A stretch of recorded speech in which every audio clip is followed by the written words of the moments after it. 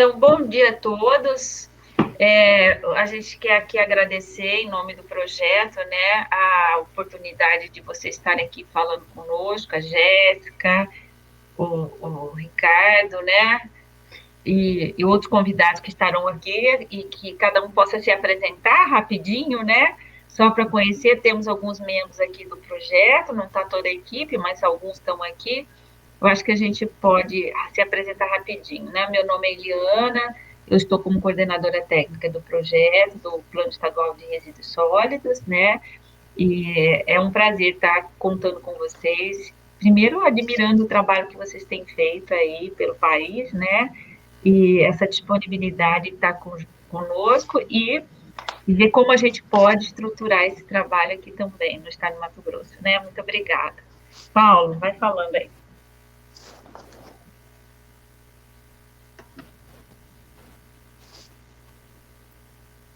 Não estamos te ouvindo, Paulo. Não estamos te ouvindo. Continuamos sem te ouvir. Você está com o fone? Tem que tirar o fone. Pode ser que está interferindo.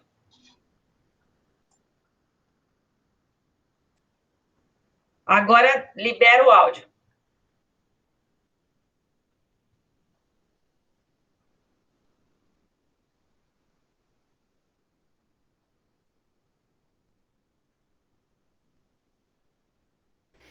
Professor Paulo, é melhor você sair e voltar. Porque o microfone dele está fechado. Então, vamos continuar aqui, se apresenta. Vai lá, Zé. Bom dia a todos. José Álvaro, da Universidade Federal, engenheiro sanitarista, faço parte da equipe e nesse projeto aí como coordenador operacional.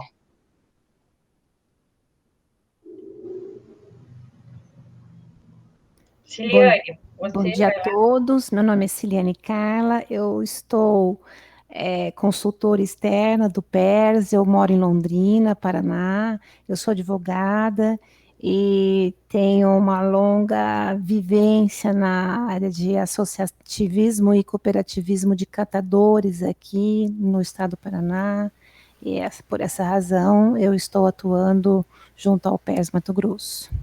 Eu agradeço a Jéssica pela pronta resposta, né? A gente entrou em contato e foi imediata a resposta e a disponibilidade. Obrigada a você, Ricardo, Thomas, toda a equipe da Eu Reciclo. Paulo, você continua sem...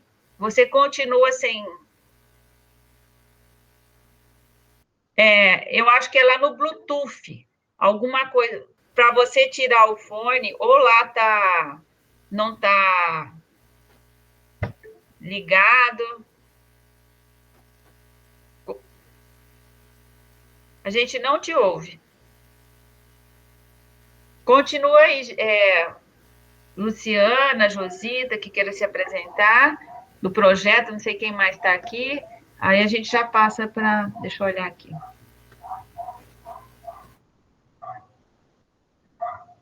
Ele saiu. Bom. Josita, eu já vou falando, porque eu parei o carro agora. Eu sou Josita, professora aposentada da Universidade Federal, e estou na equipe do PES, na área de mobilização social. Obrigada, Josita. Luciana, eu acho que não está ouvindo. Jéssica, você, por favor. Oi, professora. Tá, Lu. Pode falar, Lu. Eu estava com problema de desbloquear aqui o negócio. Tá. Bom dia, eu sou Luciana, engenheira sanitarista, faço parte da equipe do PERS, né, do Mato Grosso, especificamente na parte dos resíduos industriais. Obrigada, Lu. Bom dia, pessoal. Então, vou pegar aqui, acho que todo mundo já se apresentou, né? Tirando eu, o Ricardo e o Thomas. Então, Ciliane, imagina, o prazer é nosso, tá, estar aqui, nós que agradecemos aqui pelo convite. Eu sou Jéssica, eu sou diretora da Eu Reciclo, né, da New Hope Ecotech, que é certificadora de logística reversa. Eu sou advogada, tá? E sou diretora da parte jurídica e relações institucionais, então, enfim, o que eu puder ajudar, o que a gente puder passar de experiência, estamos à disposição.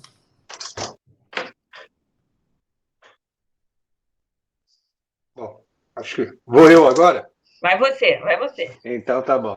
Meu nome é Ricardo Garcia, eu sou químico industrial, estou na Fiesp há mais de 20 anos na área de meio ambiente, especificamente na área de resíduos sólidos, áreas contaminadas e substâncias químicas. Em termos de experiência, eu tenho já uma boa rodagem na parte de resíduos sólidos, participei da elaboração da lei estadual de São Paulo, da lei federal, de resoluções e leis de outros estados da federação, Rio de Janeiro, próprio Mato Grosso do Sul. A Thaís, depois, na reunião do dia 6, a gente já bateu muitas conversas, já tivemos com ela. Estou aqui com a minha experiência, se eu puder ajudar vocês, estaremos aí à disposição, não só na questão da ferramenta, que estou hoje como coordenador do Sistema de Logística Reversa de embalagens, né, em geral aí no Brasil, mas também na experiência na parte de resíduos sólidos. Já fui conselheiro do CONAMA, sou representante do setor industrial na BNT, então, o que eu puder ajudar vocês, estou aqui à disposição. Obrigada, Ricardo. Thomas? Bom dia a todos, eu sou Thomas, trabalho aqui na equipe da Jéssica, né, o Reciclo, no Roupa Cotec. Sou advogado também e é um prazer estar aqui com vocês e o que a gente puder ajudar pode contar conosco. Obrigada, Thomas. Bom, acho que a Luiz entrou aí também, né, Luiz? Jacobina, dá uma palavrinha sua aí, Jacobina.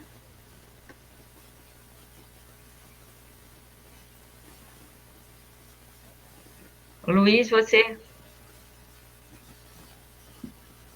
não está dando áudio. Não tem problema. Bom, então acho que a gente pode iniciar, né? Mais tarde, nas intervenções, as pessoas podem se apresentar aí também, né? Então, a ideia que a gente tem feito é um pouco assim, conversar com essas instituições, entidades que estão tendo umas boas práticas, né? E a gente entender como que essas ações, elas podem ser internalizadas dentro do plano, né? E ser estruturadas, mais do que a gente identificar que tem que fazer, a ideia era já começar a trabalhar com ações durante a execução do plano, não aguardar o plano para ser finalizado. E, então, essa é a nossa expectativa. Então, o que a Carla pode aí fazer uma intervenção, me ajudar, mas a ideia era ouvir essa experiência de vocês, de como vocês estruturaram esse suporte aos municípios, desde a questão do sistema de informação até a questão das associações, cooperativas, como que começou tudo isso, né? Porque se a gente olhar, e vocês têm disponível lá no nosso site, no diagnóstico, o panorama preliminar, onde a gente fez um levantamento de toda a situação de resíduos sólidos, de todas as tipologias, né? E a questão do resíduo sólido domiciliar, a questão da logística reversa no estado, como ela ainda é bastante incipiente, né? A gente tem com destaque as embalagens de agrotóxicos, né? Que você tem isso já numa cadeia mais estruturada, né? Em função do próprio risco, né, dos agrotóxicos para a contaminação do ar, do solo, da água. Então, você tem uma cadeia bem estruturada. Os demais produtos são muito incipientes, então, quando a gente fez esse levantamento, pouco você tem de pontos de entrega voluntária, né, pneus, que é um pouquinho mais, né, mas os demais produtos, você tem uma iniciativa aqui, outra ali, então, isso é muito difícil. Olhando dentro dessa cadeia a participação das empresas de reciclagem também, ainda não é... Eliana, Oi. Eliana, você me ouve? Agora sim. Perfeito, tá, obrigado. Tá. Paulo, eu só estou dando essa introdução e já passo para você, tá? Sem problema. Então, dessa estruturação, né, de como a gente pode ajudar o Estado nessa estruturação da logística reversa. Olhando e ouvindo a experiência de vocês, tanto do ponto de vista organizacional, que reflete, no caso do Mato Grosso do Sul, na própria, como o Instituto de Meio Ambiente do Mato Grosso do Sul, IMASU, ele tem buscado se organizar, como isso refletiu na questão dos catadores, né, se transformando em operadores logísticos. Então, na verdade, o que a gente quer saber, assim, como vocês estruturaram tudo isso, tá? Passo a palavra aqui para Paulo, para ele se apresentar, que é o nosso coordenador geral, tá bom? E aí, Paulo, você já segue o rumo. Eu peço desculpa, primeiramente, porque realmente o problema de ordem técnica aqui, e eu estou falando, o som sai pelo celular. Eu estou com a imagem de vocês no computador. É a única forma de nós avançarmos, que eu me fazer entender. Agradecer, como eu disse, a disponibilidade de vocês. Nós temos muitas perguntas, muitas curiosidades em relação do trabalho de vocês e da concepção que vocês pensaram para Mato Grosso do Sul. Então, eu particularmente, eu estou querendo conhecer muito bem esse processo de homologação, rastreamento, certo? Principalmente. E, claro, também essa questão do fluxo da produção de massa das empresas para o processo de certificação. Mas nós vamos, no decorrer da live, nós vamos ter oportunidade de discutir isso. Neste momento, eu quero agradecê-los, tá? E muito obrigado pela presença. Bem, Carla, quer dar uma palavrinha antes deles se iniciarem? Não, eu acho que vocês já cercaram bem, né, o nosso objetivo, tudo. Sendo necessário, eu faço alguma intervenção. Deixa à vontade os nossos convidados. Obrigada. Então, estamos aqui todos ouvindo vocês. Ok. Eu vou iniciar exatamente com essa parte do histórico, da parte da concepção, e depois eu passo a palavra para a Jéssica, para ela trabalhar mais a parte da ferramenta, dos instrumentos, da parte que o professor Paulo comentou aí, que é da rastreabilidade, da parte da homologação. Okay? Então, dando um rápido histórico, né, em relação ao que a gente montou essa ferramenta, nós já tínhamos, desde a política nacional, como eu falei para vocês, eu trabalho nessa área há muitos anos. Né? Independente da política nacional estar no auge de sair em 2010, a gente já tinha começado a trabalhar em ferramentas de implementação da logística reversa, porque a gente sabia que em algum momento a questão da embalagem ia ser trabalhada. Já tinha de pneu, já tinha de óleo lubrificante, e embalagens era uma consequência. Tá? Nós começamos, dentro da Fiesp, por solicitação de sindicatos e associações, principalmente de alimentos e bebidas, começamos a trabalhar exatamente a ferramenta que seria uma proposta de implementação de logística reversa por parte dos fabricantes, importadores, distribuidores e comerciantes. Existia já uma modelagem baseada em cooperativa de catadores, que hoje ainda está vigente, que é o da coalizão, do Acordo Setorial Nacional, mas nós estávamos detectando muitos problemas com essa ferramenta. Principalmente por conta das metas. Né? Você tem metas a serem cumpridas, e se, imaginando, a gente se baseasse num sistema de cumprimento de metas só com cooperativas, no final das contas a gente ia ter que importar mão de obra de outros países para poder cumprir meta. Então, para vocês terem uma ideia da complexidade do processo. Então, o que a gente é claro, o sistema é baseado em cooperativas, mas incrementamos o processo. O que nós fizemos? Parceria não só com as cooperativas, mas também com operadores que a gente chama de operadores privados. As empresas que fazem coleta, fazem triagem e beneficiamento, aquelas que fazem o beneficiamento dos materiais no dia a dia. As empresas permissionárias, as empresas concessionárias, aquelas que têm contratos com prefeituras. Por quê? Porque, no final das contas, esse pessoal coleta esse material diariamente. Né? O que eles fazem com esse material é outra coisa, mas eles coletam diariamente. Então, no final das contas, as embalagens, em sua grande maioria, está na mão dessas empresas que fazem as permissionárias, concessionárias. Então, o que nós fizemos? Uma parceria lá com eles. Né? Então, por isso que dentro do nosso sistema hoje, você tem representantes de operadores privados e representantes de cooperativas. Então, você tem, por exemplo, além da ABETRE, né, que é a Associação Brasileira das Empresas de Tratamento de Resíduos, tem a ABRELP também, que é a Associação Brasileira das Empresas de Limpeza Pública, e todas as suas associadas. Então, na verdade, o que nós fizemos foi ampliar a base de fornecimento do material, para não ficar restrito a um tipo de fornecedor, o que, ao longo do tempo, como as metas são sempre crescentes, poderia ser um problema para a comprovação desse processo.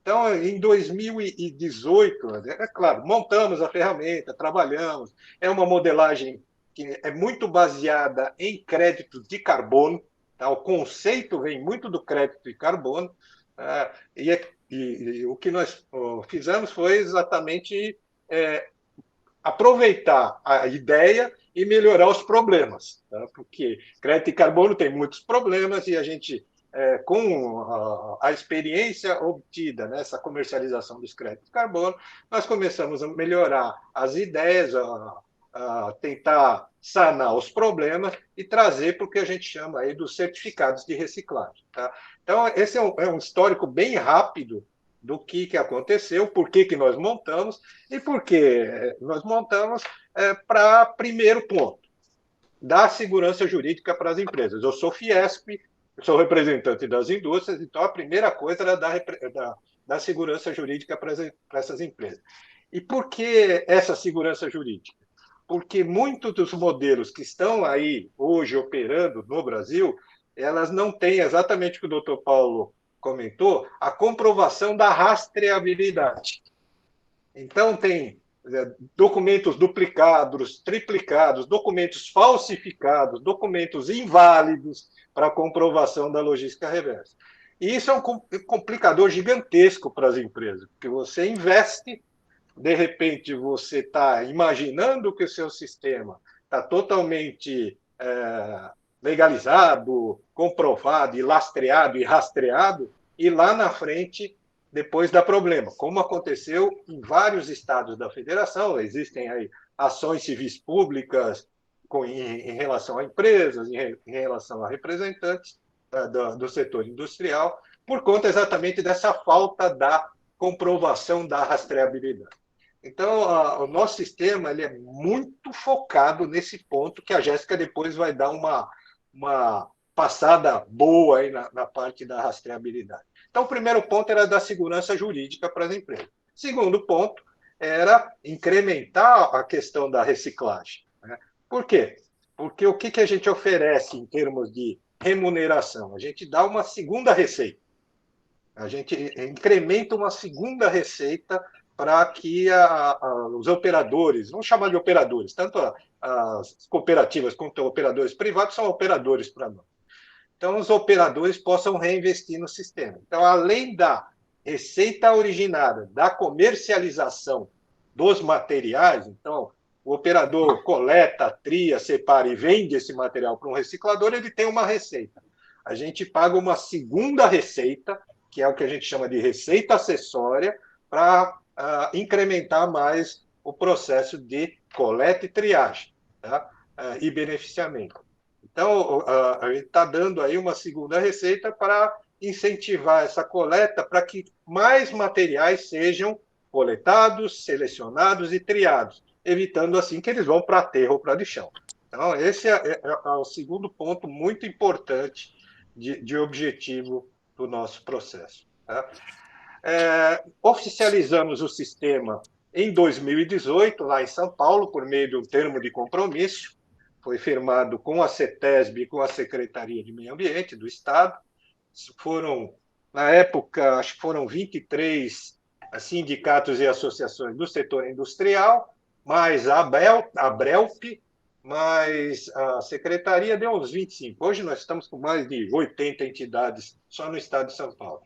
Posteriormente, fechamos um termo de compromisso, como já foi comentado, com o estado do Mato Grosso, em 2020, Mato Grosso do Sul. Né? Não vou separar já, tá? Essa história de Mato Grosso e Mato Grosso do Sul. Não vou entrar nessa briga. Tá? Não entra. Então, firmamos em 2020 com o Mato Grosso do Sul, tá? E em 2020 mesmo, também no estado do Amazonas. A nossa percepção, independente de existir o Ministério do Meio Ambiente e firmar um termo nacional de embalagem, a nossa percepção é que os documentos têm que ser trabalhados nos estados. Não tem como fugir. Não tem como a gente... vamos firmar um acordo com o Ministério do Meio Ambiente no nível federal e acabou. Pela experiência que nós já tivemos, isso não funciona. Então, por isso que, independente da gente negociar com o Ministério do Meio Ambiente, a gente está trabalhando estado por estado. A Jéssica também depois pode até complementar, mas por isso que a gente comentou antes da gente iniciar, que a gente passeia virtualmente pelo Brasil inteiro. Tá? Então, é Brasília, é Rio Grande do Sul, é Santa Catarina, Espírito Santo, Rio de Janeiro e outros estados em que a gente está negociando, assim como com vocês, aí, trazendo uma ideia da modelagem e também negociando uma implementação de um termo de compromisso mesmo, que esse foi o documento que nós achamos que dá segurança jurídica para todo mundo, tá? Tanto para as empresas, como para as associações e sindicatos, como também para os representantes do governo. Então, normalmente é essa ferramenta que a gente utiliza. Bom, eu acho que isso aqui é um resumão, tá? Depois a gente pode ir tirando dúvidas ao longo das apresentações, mas se você me permitir, eu já passo direto a palavra para a Jéssica. Ok, Ricardo, pode ser sim, depois a gente vai fazendo as perguntas, tá? Jéssica, por favor. Legal, gente, obrigada. Eu tirei a câmera, eu peço desculpas, mas a minha internet aqui, ela começou a picar, eu percebi que quando eu tirava a câmera, melhorou para mim, enfim, imagino que para todos aí vocês vai melhorar também. Então, eu vou passar aqui rapidinho. Como vocês perguntaram do processo de homologação, eu acabei pegando uma apresentação que eu tenho aqui, só para ficar um pouco mais visual, como que funciona esse processo, tá? Inclusive, a gente chama também de processo de estruturação também. Uhum. Então, como que a gente faz tudo isso, né? Basicamente, como vocês sabem, a gente usa o lastro da nota fiscal. É o nosso mais importante lastro aí do certificado de reciclagem. Quando a gente fala em certificado de reciclagem, já vem logo na cabeça, já podem fixar nota fiscal. Por quê? Porque é um comprovante robusto de que aquela operação de fato aconteceu, né? Então, ele demonstra ali que um material de fato chegou na mão de um reciclador final. Não é um recibo, um papel, enfim, uma declaração. É uma nota ali que a gente checa na Receita, vê antifraude, escrito ali, né, a descrição, tipo de material e etc., para ter certeza que ela chegou na mão de um reciclador. Bom, vou apresentar para vocês. E aí, o que eu quero dizer? Não é só isso, né? A gente lembra logo de nota fiscal, mas não é só ela. A gente tem todo um processo que a gente faz com as centrais de triagem, né, com as, que a gente chama de atores da reciclagem, operadores, enfim, o nosso nome clássico aqui é operadores, tá? Mas quando vocês ouvem operadores, já imagina todo mundo que trabalha ali na coleta, triagem e destinação ali para um reciclador daquele resíduo, né, daquela embalagem ou aquele material reciclável. Então, a gente está falando aqui, como é que funciona, né? A transação, ela é entre a central de triagem, como eu falei, que podem ser cooperativas ou outras centrais, né, outros operadores privados, e recicladores finais, que é a indústria da transformação. Essa transação, ela gera nota fiscal. Então, basicamente, a central de triagem, ela recebe e ela vende aquilo para o reciclador final. Isso é o básico, né? É o padrão, a cadeia clássica acontece dessa forma. Então, vem do consumidor, o consumidor descarta, isso chega na mão de uma cooperativa, de uma central, que vende isso para um reciclador, tá? Muitas vezes, nessa operação, tem intermediários nessa cadeia, tá? E mesmo assim, mesmo com intermediários, é importante dizer que a gente checa as notas fiscais, às vezes não é só uma, às vezes é mais de uma quando tem intermediador na cadeia, para chegar até o reciclador final. E a gente faz esse controle por KNAI, tá? Então, a gente verifica de fato se existe um KNAI na venda, se foi de fato chegou na mão de uma indústria de transformação. Então, a gente vê CNPJ, KNAI.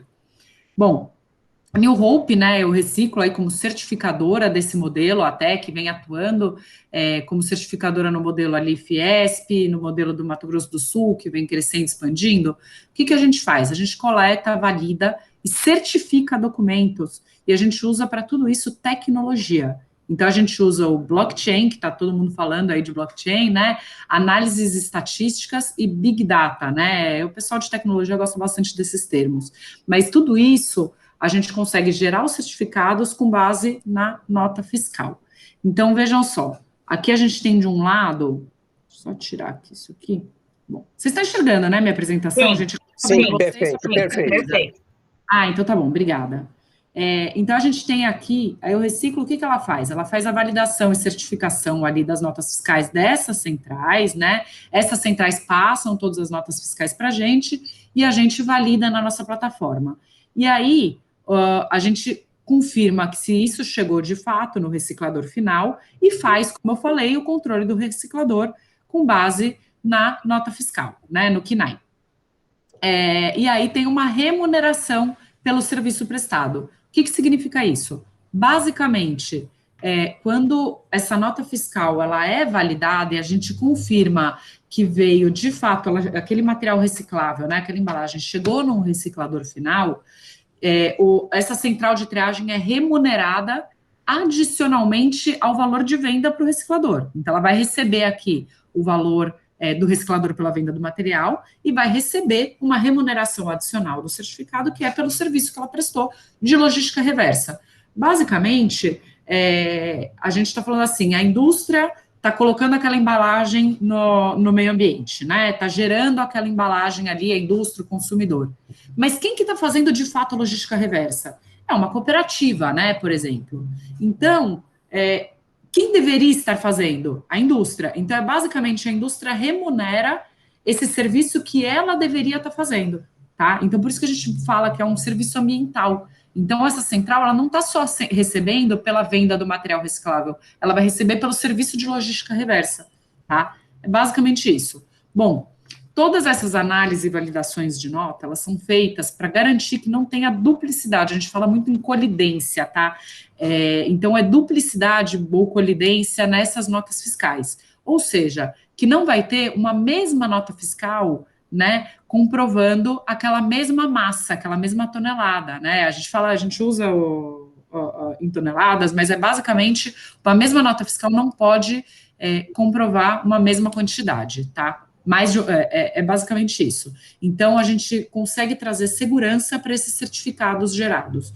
Então, o que eu quero dizer com isso? Então, quando uma empresa, né, então imaginem só aquela empresa de água mineral, ali que vende água mineral no estado do Mato Grosso do Sul, precisa comprovar o impacto que ela está gerando ali do plástico, né? Então, o plástico, a garrafinha PET que ela está distribuindo. Então, o que ela vai fazer? Ela vai fazer uma compensação ambiental, né? Basicamente. Então, por quê? Porque para o meio ambiente pouco importa se aquela embalagem PET tem a marca X ou Y. O que importa é que é uma embalagem plástica no meio ambiente. Então, a gente faz a compensação ambiental, ou seja, comprova com uma nota fiscal de plástico, que de fato X toneladas de plástico equivalente àquele material que a indústria colocou, né, gerou, foi reciclado, foi para o reciclador. Tá? E a gente precisa garantir que essa mesma nota fiscal vai ser direcionada apenas a essa indústria e não vai ser distribuída para outras indústrias, tá? Então, uma mesma nota fiscal tem que comprovar só aquela massa, basicamente isso. Então, a gente é auditado, isso é super importante, todo ano, a gente já está no 4º ano de auditoria pela Ernst Young, que é uma das maiores auditorias, né, entre as 4 maiores auditorias do mundo, né, a gente chama de Big Four, né, eles se chamam assim, não é a gente, né, então a Ernst Young e a EY, ela audita todo esse processo que a gente faz anualmente. Bom, aí como é que funciona a trajetória dos resíduos aqui? Então, trazendo um pouquinho, isso daqui vocês já conhecem, tá, mas eu vou tentar focar um pouco mais ali no certificado mesmo, mas basicamente tem, como eu falei, a coleta domiciliar, comercial, entrega voluntária, né, ou a pessoa física ali que leva até uma cooperativa, até um operador. Isso é a origem do resíduo pós-consumo, que a gente vai checar. Então, o que a gente faz? Uma análise de entrada, né? Então, a gente vai garantir, por meio de relatório de nota fiscal de compra, de pesagem, MTR, a gente vai entender se aquele resíduo, de fato, é pós-consumo. De onde veio aquele resíduo, né? Para ter certeza que porque a gente está tratando aqui de embalagem pós-consumo. Então, para ter certeza que a gente não está compensando com um pós-industrial que deveria ali estar fazendo a sua PGRS, né? A gente não está compensando ali o pós-consumo com pós-industrial, né? Que não seria correto nesse momento. Então, a gente garante ali, e por meio desses relatórios, a gente evidencia a origem do resíduo, o tipo de material, tá? Que de fato chegou ali. Aí depois a gente vai no operador, né? Ali no operador, a empresa que atua, né? Que é de novo, o que é o operador? Quem faz coleta, triagem e venda desse material após o uso do consumidor. E a gente analisa todas as condições operacionais. São pelo menos 14 documentos que apontam o cumprimento de responsabilidades do potencial ali do operador, tá?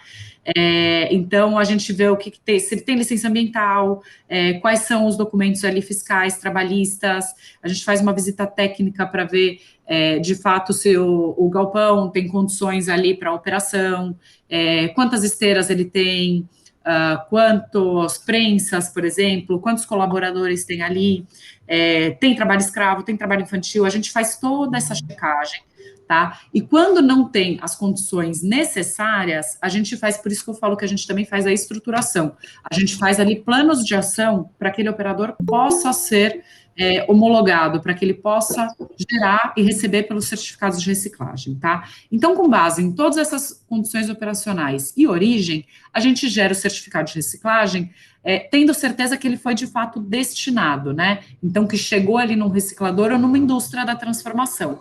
E aí, a análise de destino, né, que a gente fala, que é a nossa tecnologia de blockchain, que valida a nota fiscal de venda, né? Então, a gente usa aqui a nota fiscal que chegou ali no reciclador, né, aquela nota fiscal de venda, faz os antifraudes, checagem estatística, ver se aquela nota fiscal de fato não foi cancelada, se ela não foi, se ela tem algum problema nela, se tem alguma inconsistência, enfim, faz checks, né, na Receita Federal, como eu disse, e com base nisso, a gente consegue emitir o certificado de reciclagem. Bom, um pouquinho aqui das homologações de documento, né? A gente tem aquela etapa de validação, né? Que a gente comentou, os documentos de comprovação de origem e destino, as notas fiscais de entrada, né? Então, são 24 meses retroativos da data da homologação, né? A gente vê relatórios de pesagem de balança e relatórios de MTR, quando for aplicável, né? E a comprovação do destino, que é o envio das notas fiscais venda em formato XML, com as notas retroativas, também 24 meses da data da homologação. Aí a gente vê a declaração de capacidade operacional, né, que eu falei para vocês, então a gente precisa ter certeza, por que essa declaração de capacidade operacional, né, e a gente entende também ali quantos colaboradores tem, quantas máquinas, se é que tem, né, uma prensa, uma esteira, enfim, como é que funciona, por quê? Porque a gente consegue entender também, né, a gente consegue evitar fraude, porque se uma, por exemplo, cooperativa, a gente identifica que ela tem capacidade ali pelo número de colaboradores, o número de equipamentos que ela tem ali para fazer 30 toneladas por mês, né, para enviar para reciclagem 30 toneladas por mês, mas se ela manda para a gente nota fiscal de 100 toneladas, a gente já identifica que tem algum erro. Então, a gente consegue deixar essa análise bem precisa, tá? De fato, do que está indo para reciclagem. Então, não é só a nota fiscal, é o que eu falo, é o lastro em nota fiscal, mas é muito mais do que isso. a gente tem várias checagens para identificar se aquele material de fato foi reciclado, tá? E esses documentos obrigatórios que eu comentei com vocês, que apontam ali o cumprimento de responsabilidades do operador perante órgãos ambientais, fiscais, trabalhistas, etc., né? Tudo isso é por meio de uma ferramenta, é uma ferramenta muito legal que chama Checklist Fácil, que a gente usa. Essa ferramenta, a gente identificou ali que todo mundo tem um celular hoje em dia, tá? Conectado à internet, e não precisa de internet normalmente por essa ferramenta. Mas, basicamente, se você tem um celular e você tem um aplicativo do checklist, que a gente dá esse login ali para uma liderança de uma cooperativa, para uma associação ou qualquer outro tipo de central de triagem, ele consegue fazer ali de uma forma super fácil, tirar fotos com geolocalização do ambiente dele, né, além da nossa visita, mas ele consegue tirar fotos, demonstrar tudo que ele tem ali, ele consegue preencher, fazer declarações, tudo ali por meio desse aplicativo. Então, é bem bacana, porque a gente usa tecnologia, a gente viu que as cooperativas, as associações, até desde os mais tecnológicos até o mais simples, conseguem usar essa ferramenta. E aí, por fim, né, a gente faz a visita técnica da operação. Então, pelo menos uma vez por ano, a gente tem que ir, faz parte do processo, né, essa visita técnica que a gente avalia todas essas etapas para ter certeza ali do tipo de material que tem ali, porque é o que a gente fala, né, o pessoal, às vezes, só pelo aplicativo, só por meio de fotos, a gente já viu, né, já recebeu fotos de centrais de triagem, que estava tudo lindo, impecável. Quando a gente vai visitar, a gente vê que não é bem assim, ou a gente vê muito material, evidentemente, que é pós-industrial ali. Então, a gente consegue identificar exatamente o que está acontecendo ali no operador e se ele pode receber pelos certificados de reciclagem, né? Então, é isso, tá? A gente vê as condições mínimas de trabalho, a gente tem as referências nas condições das NRs, né, das normas regulamentadoras, de segurança e medicina do trabalho, enfim.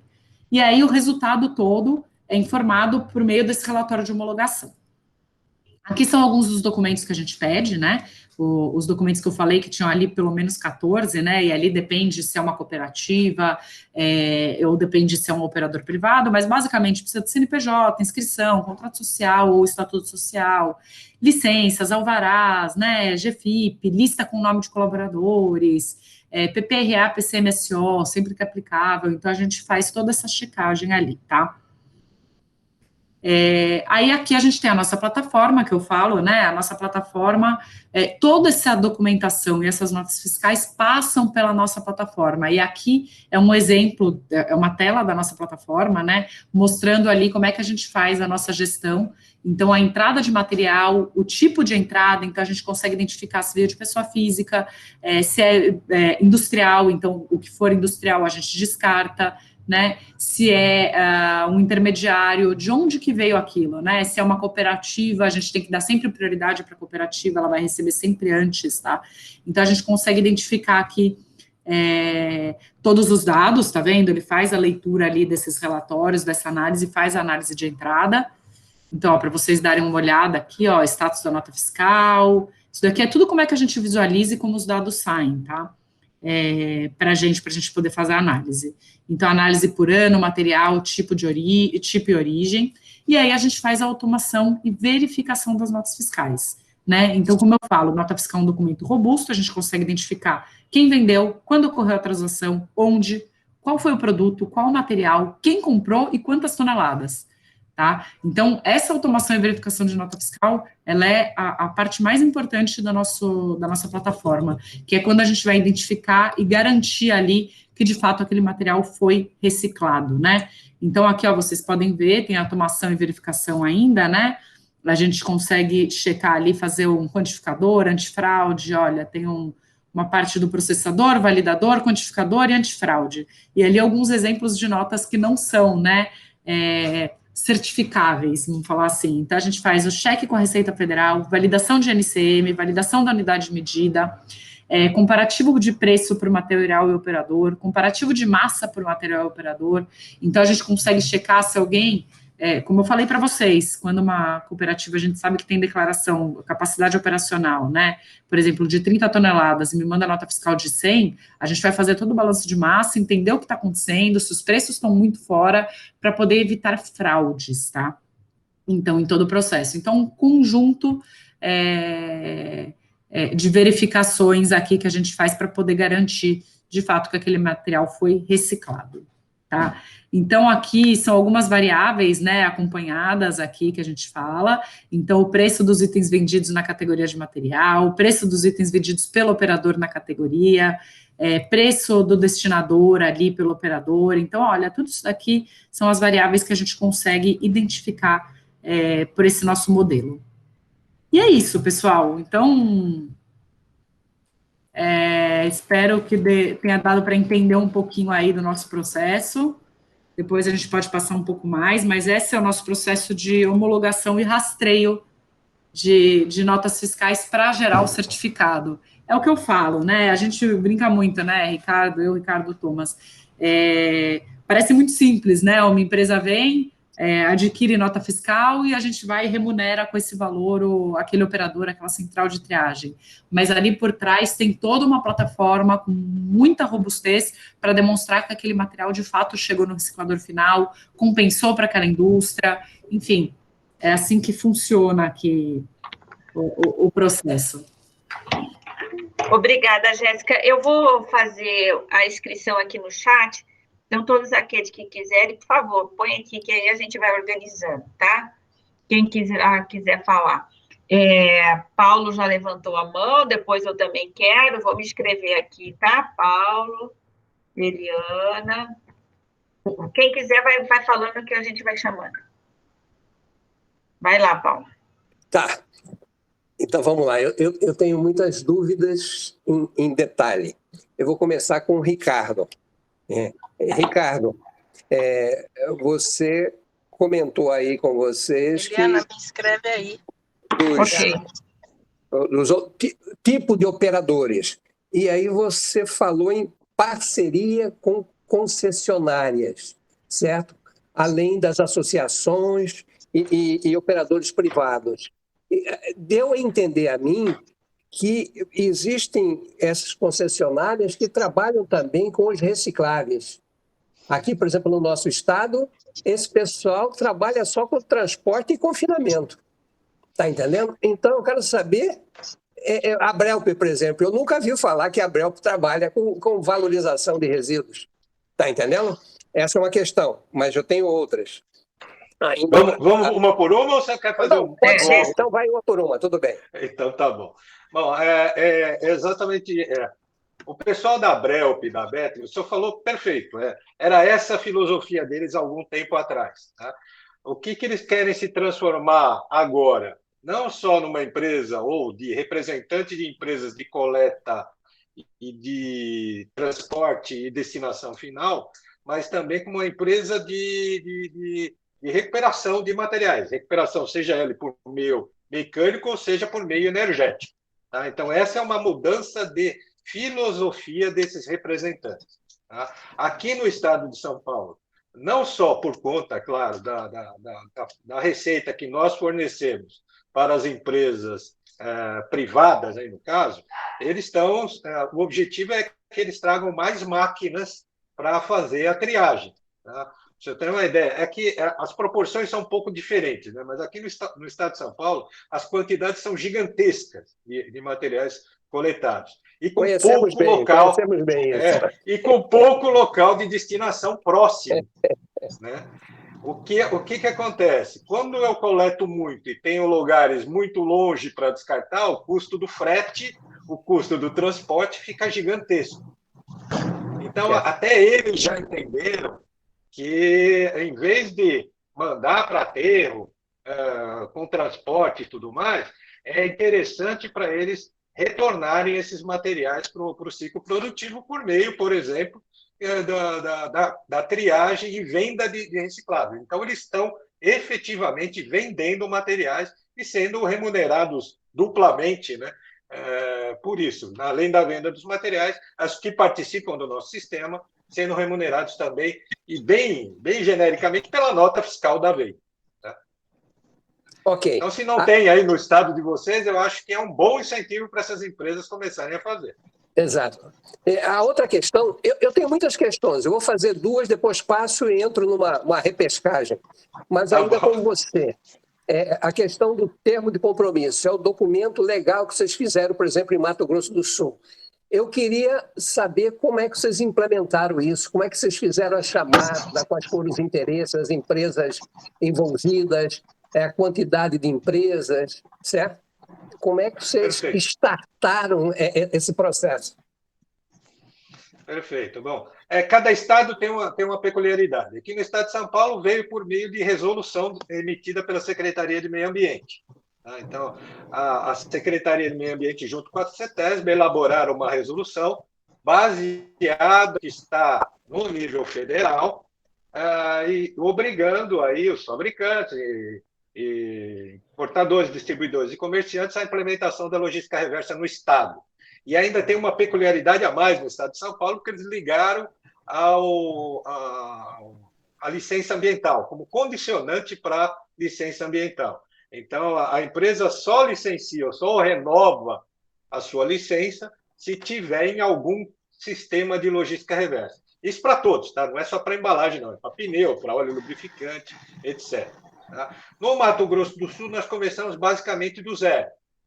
Não tinha uma legislação, tinha uma chamada do Ministério Público. Aí foi uma ação civil pública implementada pelo Ministério Público, o doutor Lubê, né, que é o representante do Ministério Público, que iniciou o processo e chamando, inclusive, o órgão ambiental para trabalhar. E aí nós trabalhamos em conjunto. Ricardo, o ano. Que ano? Isso, o da CETESB foi em 2018. Não. Mato Grosso do Sul. 2020. Né? Começou em 2018, mais ou menos, e fechou em 2019.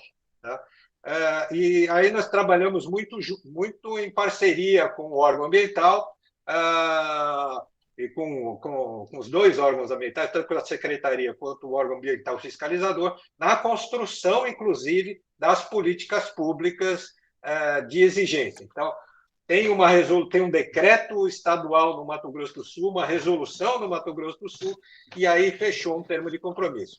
Porém, o termo de compromisso independe dessas exigências, porque ele já está previsto na legislação federal. Tá? Então, o órgão ambiental, independente de construir decreto ou resolução mais específica para o seu estado, ele pode firmar um termo de compromisso estabelecendo. Essa foi a estratégia do Amazonas agora em 2019 e 2020. Desculpa, 2020 e agora em 2021. Tá? Então, são estratégias diferentes dos vários estados. Ok, eu passo, volto depois. Respondido? Ok, perfeito. Ok.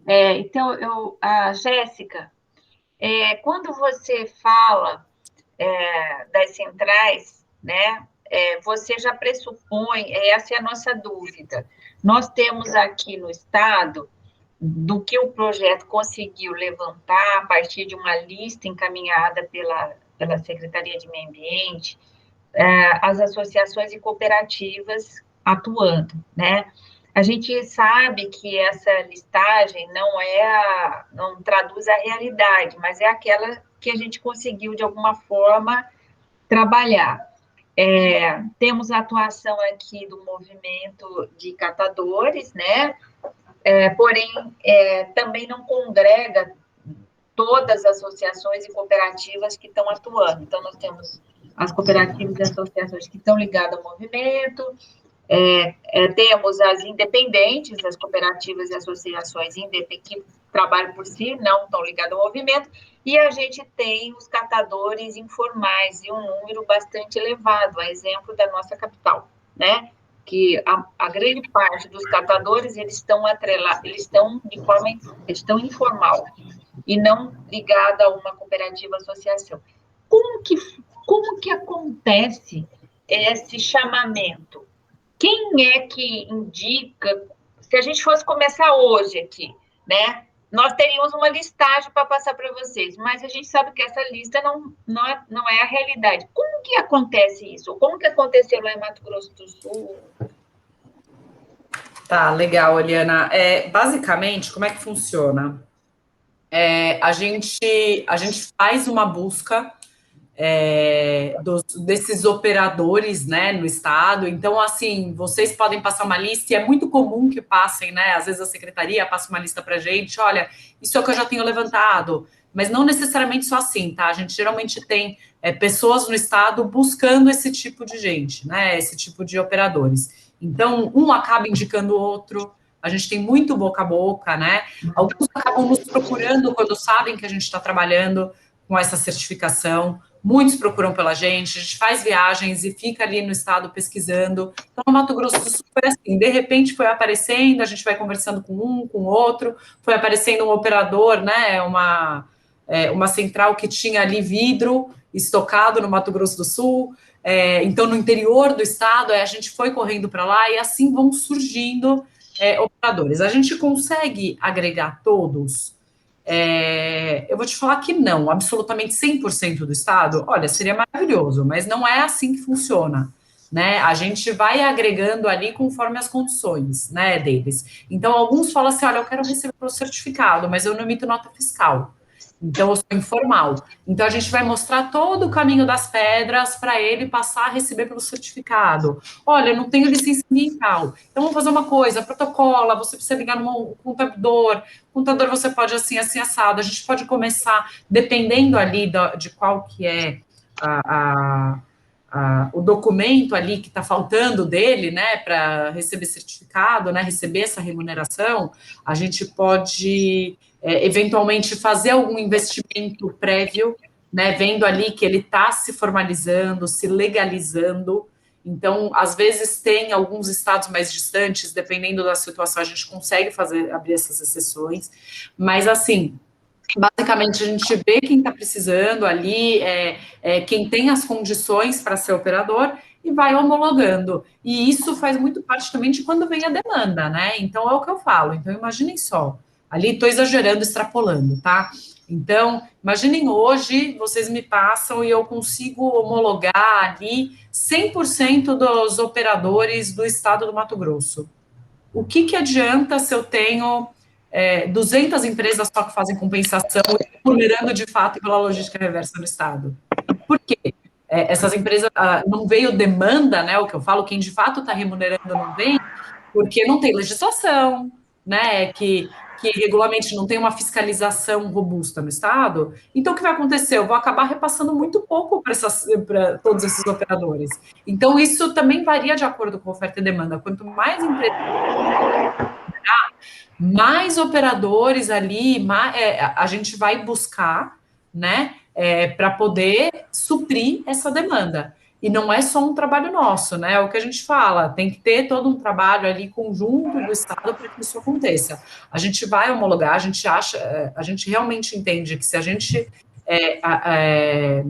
se toda a indústria de fato compensar seu impacto ambiental, vai precisar de mais oferta. Isso é evidente, né? Quando a gente fala que no Brasil só 3% do material é de fato reciclado, né? Ali da potência reciclável é de fato reciclado, quer dizer que para a gente chegar nos 22% ainda precisa de muita oferta, né? Então a gente precisa de muitas cooperativas, muitos centrais de triagem, enfim. Então, assim, a gente quer sempre expandir, mas depende ali de toda a atuação ali, de como está funcionando no Estado. Isso no Mato Grosso do Sul, a partir do momento em que foi publicado o decreto, é impressionante, tá? Foi publicado o decreto, lá, contando aí a experiência, lá era um mercado, né, super informal, assim, esse de cooperativas, catadores, e é o que aconteceu, decreto, todas as empresas, edital de chamamento, né, teve um edital ali com mais de 9 mil empresas, né, citadas pelo Ministério Público, falando, venham fazer logística reversa no meu estado, porque eu tô de olho. O que aconteceu? Todo mundo teve ali um trabalho, todo mundo que trabalhava as centrais de triagem começaram a se formalizar, porque elas perceberam que iam começar a receber por isso.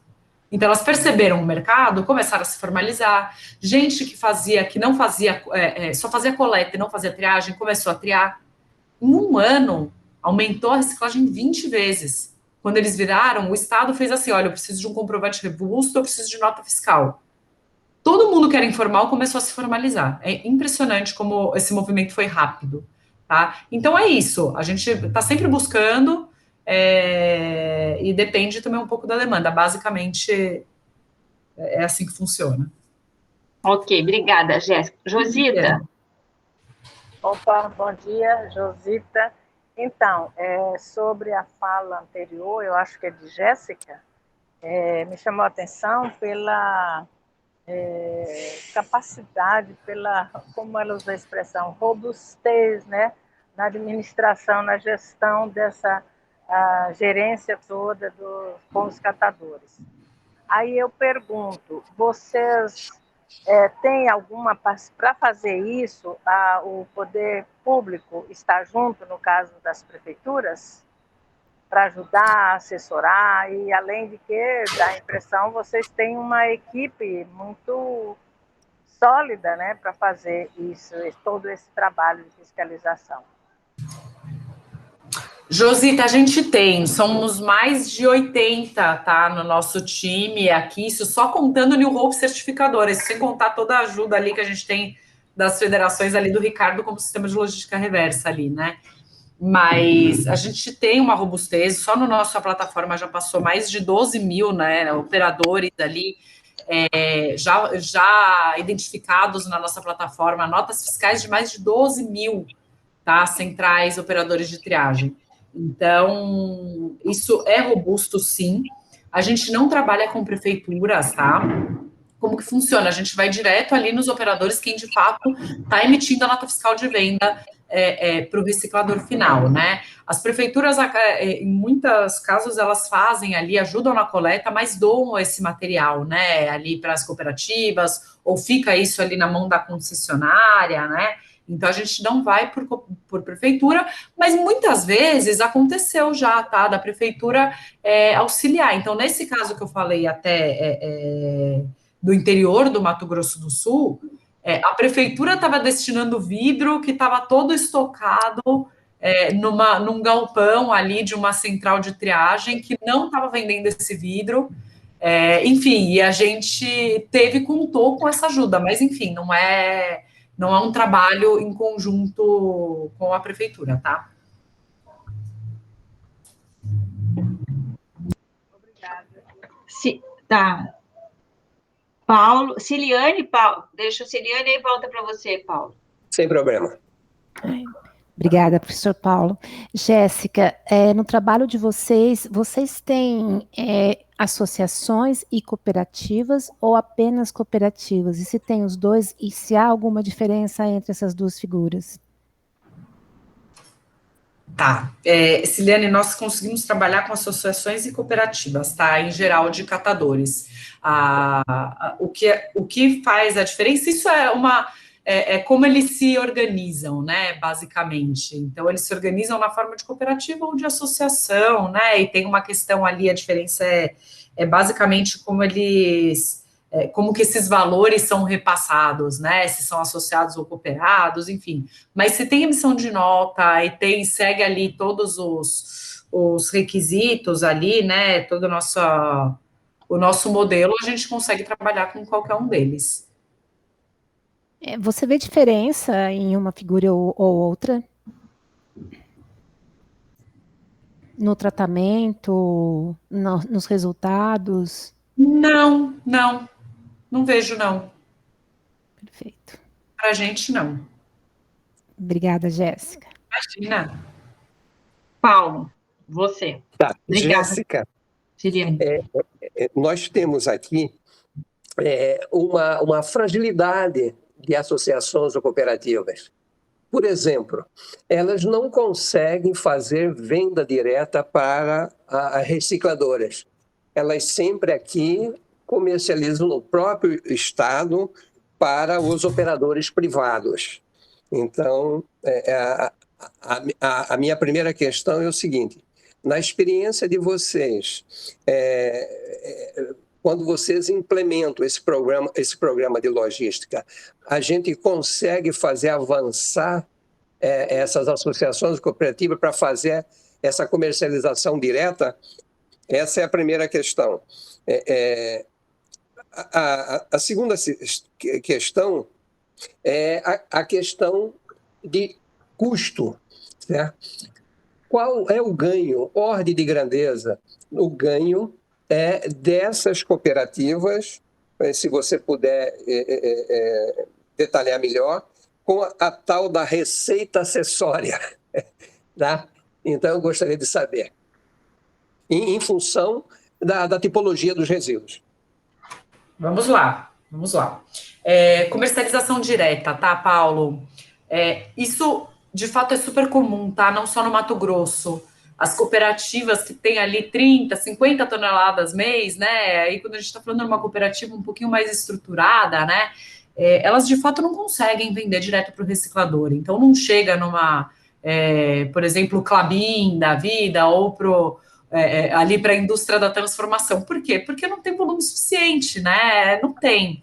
Então, é muito natural que passe por um intermediário na cadeia, né? Que é ali aquele que junta o comércio varejista, o comércio, né, que a gente fala, que é aquele que junta todo esse material de diversas cooperativas, muitas vezes, né? E às vezes até de centrais de triagem privadas, que seja, mais pequenas também, e conseguem comercializar isso num melhor valor ali, chegar na indústria, tem uma logística melhor para tudo isso.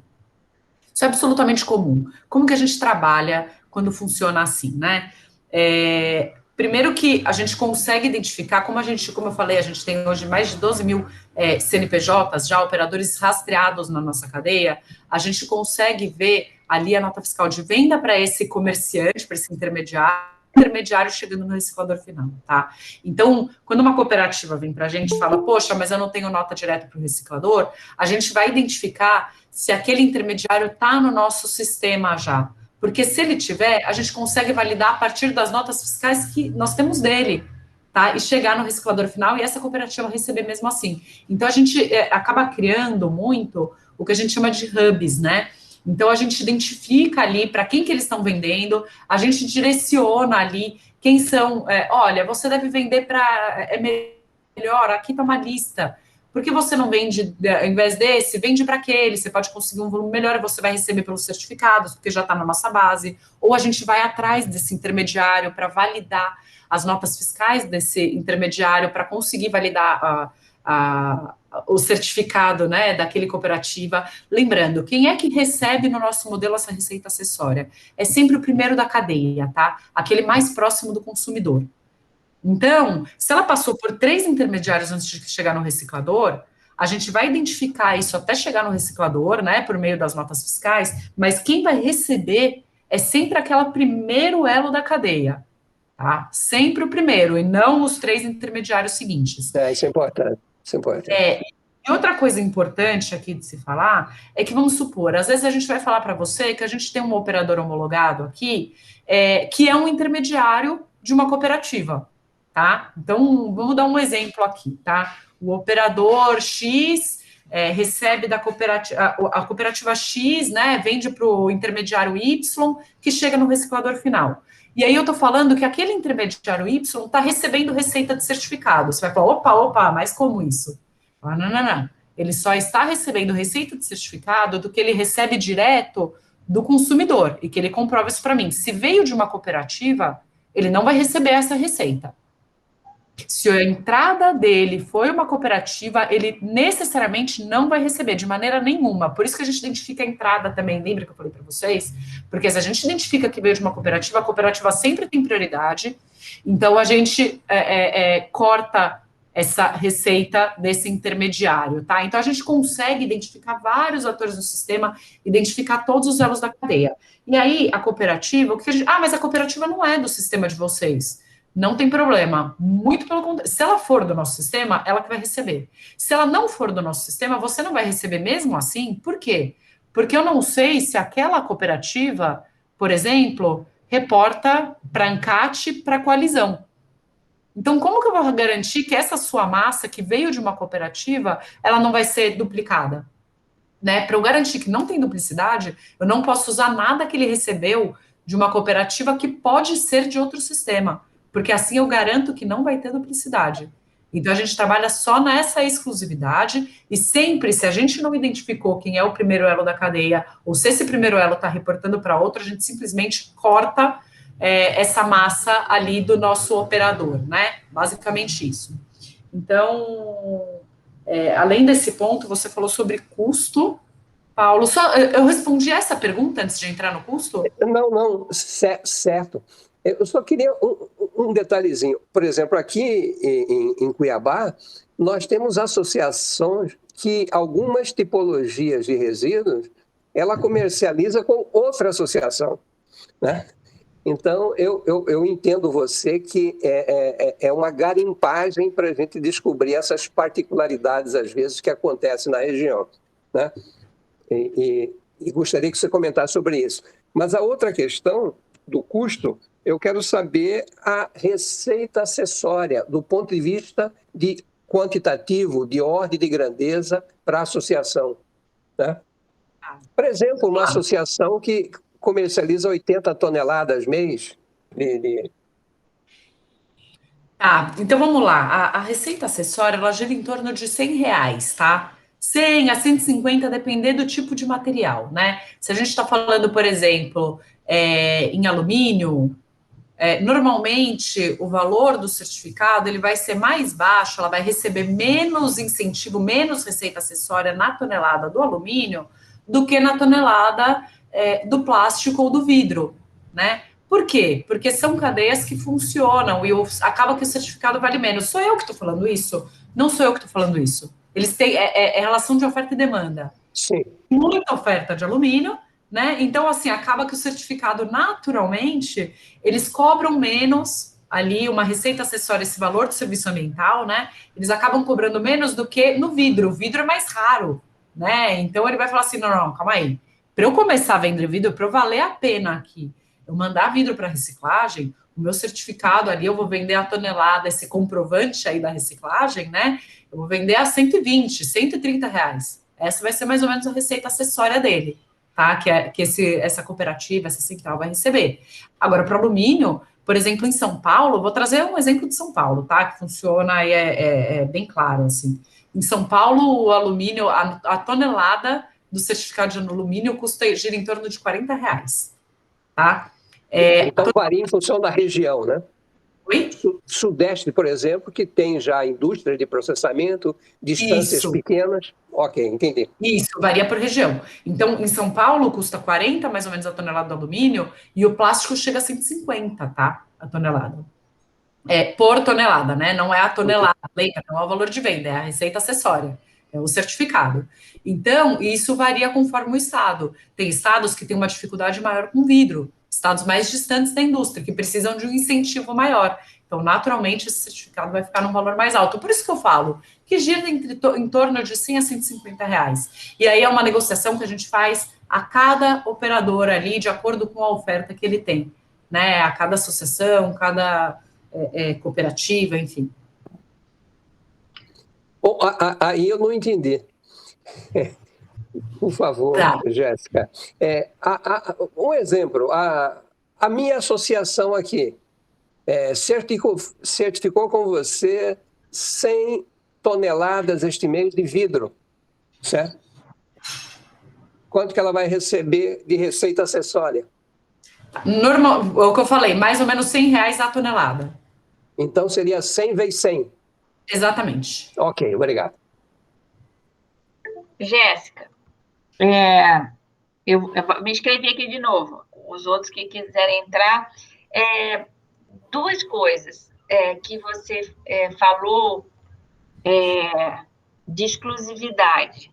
E aí eu fiquei tentando ver o que a gente já levantou aqui. Uma das entidades gestoras relatou a gente que tinha, na época da Copa, foi feito até um projeto, né, uma cooperação, e algumas associações, elas se inscreveram, receberam suporte e tal, mas depois não renovaram esse termo de cooperação com a entidade gestora, porque estava interferindo em acordos de cooperação das associações ligadas à ANCAT. Existe isso, então, essas associações não podem ter nenhum vínculo, que tiverem inscritas aqui, não pode ter vínculo com outra entidade? Tá. O que significa isso, Eliana?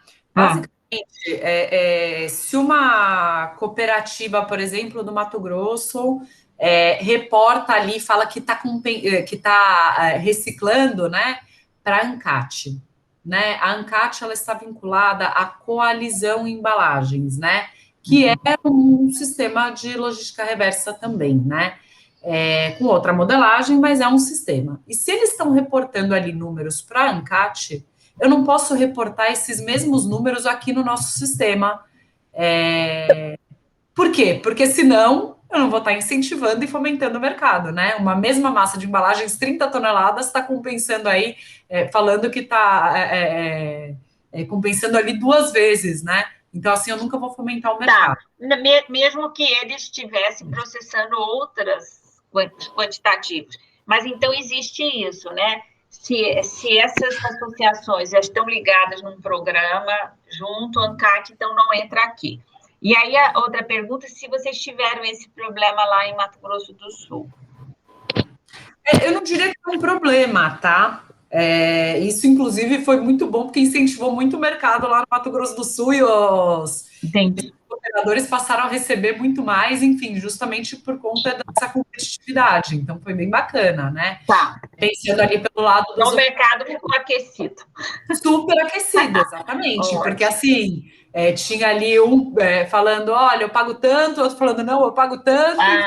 Aqueceu bastante, foi bem bacana. Não, a minha pergunta é o seguinte: desde que nós iniciamos esse plano aqui, a gente teve assim, muita dificuldade no contato com a representante do movimento de catadores. E continua isso, sempre muito distante, e à medida que pode, sempre assim, tentando desconstruir o processo do plano, né? Então, isso é uma realidade que a gente tem lidado bem. E algo que tem funcionado até com uma vacina tem sido o trabalho que o projeto faz junto à Defensoria Pública. A Defensoria Pública do Estado tem um grupo de trabalho só com catadores, com esse objetivo. Então, a gente sempre está chamando os procuradores, os defensores públicos para integrarem o contato, eles dão sugestões, assim, fizeram um termo de adesão ao projeto. Então, a gente tem sempre procurado levar isso com o objetivo exatamente dizer, olha, nem todas as associações e cooperativas estão ligadas ao movimento de catadores. Existe uma outra quantidade que não estão. Então, a gente tem sido sempre tratado desse assunto. Mas, então, tá bom, já explicou. A outra pergunta é o seguinte: se hoje a gente começasse o processo interno, um processo para o nosso Estado, nós tínhamos que caminhar em 2 pontas, né? Uma seria esse trabalho similar que a Federação da Indústria fez, de São Paulo, e Mato Grosso do Sul também fez, com a ajuda do Ministério Público e Tribunal de Contas, de fazer esse chamamento às empresas, né, para criar essa demanda, né? Então, uma ponta seria essa, né? E a outra ponta é esse trabalho de cadastramento dos operadores logísticos. Então, é assim que vocês começaram? Isso, é basicamente isso. A gente está sempre nas 2 pontas, ali com os fabricantes, é o que a gente chama de demanda e oferta, né? Uhum. Mas é exatamente isso. A gente está ali cadastrando os operadores centrais de triagem e, do outro lado, buscando ali as empresas e conscientizando sobre a legislação, sobre a necessidade de cumprimento da legislação federal, eventualmente legislação estadual, fiscalização, demonstrando ali como que está a fiscalização, tendências e preocupação com o meio ambiente. Então, a gente está sempre dos 2 lados ali, intermediando as 2 pontas. Vocês que fazem essa intermediação, quais foram os problemas maiores que vocês sentiram junto às instituições? Sei lá, barreiras? Qual foi a maior problema assim, que vocês viram? Ou não teve? Não, problemas, desafios sempre tem, né, Eliana? A gente tem muitos desafios, sim. Basicamente, primeiro começou com um desconhecimento da legislação, né? Então, muitas ali desconheciam ou simplesmente por não ser no começo, né? Isso, até, Ricardo, se quiser me me complementando aqui, mas basicamente no começo, ali, apesar da PERS, né, da PERS não, desculpa, da PNL de 2010, muitos ali não viam ela como necessidade de cumprimento, né? Porque por que você vai cumprir uma coisa que não está sendo de fato fiscalizada, ninguém está questionando, né? Isso começou a ter um crescimento muito forte de 2018 para cá. Então é muito engraçado, a gente tem até um mapa da legislação, como cresceu de 2018 para cá e como os estados vêm se movimentando, e é uma preocupação, é uma pauta dos governos, a política nacional, o cumprimento ali de resíduos é uma pauta mundial, né? Não é só uma pauta nacional. De outro lado, e hoje vem, essa conscientização foi acontecendo, com a pandemia a gente teve as pessoas, né, é muito engraçado, assim, porque com a pandemia, de fato, as pessoas repensaram muito valores ali, o quanto de embalagem estava gerando. Então, isso foi algo bem bacana, assim, que a gente trabalhou também bastante com essa conscientização e educação ambiental de um lado, e a gente tem, lógico, aquele desafio da transparência, né, as empresas ainda não sabiam bem como reportar isso, né, mas o que eu tenho que passar para vocês? Todos os meus dados de o que eu comercializei em cada estado, e a gente começou a fazer esse trabalho para que as pessoas separassem por estado, porque não adianta nada, é o que a gente sempre fala, né, não adianta nada compensar o que foi gerado no estado do Mato Grosso em São Paulo, né, porque o estado do Mato Grosso vai continuar com um problema, o Brasil é muito grande. Então, a gente começou a trazer essa individualização, essa regionalização, até caminhando para e passo com a fiscalização, né? Então, a gente teve essa movimentação, e de outro lado, é aquela movimentação clássica logística, do outro lado dos operadores, né? Então, assim, uma cadeia muito informal ainda, né? Então, a gente teve todo um processo de formalização dessa cadeia, a gente faz ainda até hoje, muita estruturação dessa cadeia para eles serem ali, atingirem condições para receber pelo certificado, essa receita acessória. Por que é importante? Mas por que eu vou emitir nota fiscal, né? Por que eu vou me legalizar? É isso que a gente recebia. Para quê? É muito mais barato eu fazer assim? Não, eu recebo ali de outro programa, né, que compensa com o meu recibo ali assinado pela liderança da cooperativa. A gente começou a demonstrar, mas calma aí, é isso que vocês querem? Vocês não querem se profissionalizar, um crescimento, vocês vão receber essa receita acessória, vai ser melhor se capacitar e etc. Então, teve, de outro lado, todo esse trabalho, né, e que, na verdade, é contínuo, né, não só teve, como tem até hoje, e muito. E os desafios de logística, né, conectar ali as partes, de fato, para alguns materiais de baixa reciclabilidade. Então, o que eu quero dizer de baixa reciclabilidade? O vidro é altamente reciclável, mas pela logística ele acaba sendo muito pouco reciclado, né? Em regiões mais distantes, né? Quando a gente sai ali da região sudeste, sul-sudeste, ele acaba sendo um problema, né? Então, a gente começar a conectar esses atores e viabilizar com os certificados essa logística, né? E essa reciclagem desses materiais. Obrigada. A outra pergunta que eu ia fazer é o seguinte: no plano nós estamos trabalhando por regiões, as 5 regiões do estado, né? E aí, quando você plota, né, espacializa os empreendimentos por regiões, você percebe que tem regiões assim com extrema que nem inexiste, claro, nessa lista inexiste, ou são poucas associações ou empreendimentos solidários constituídos. Qual seria a alternativa para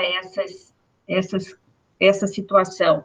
A gente imaginava que para essas regiões você tinha que criar tipo uma associação, uma forma de várias pequenas, uma rede, né, para que desse viabilidade.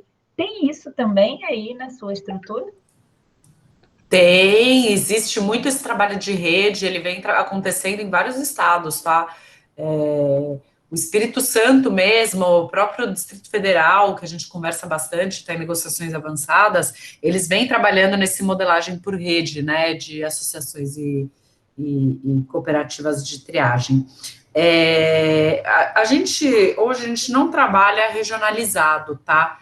A gente vê essa movimentação de criação de rede, mas a gente acaba trabalhando assim, a gente trabalha por estado, né, e não por município ou região do estado.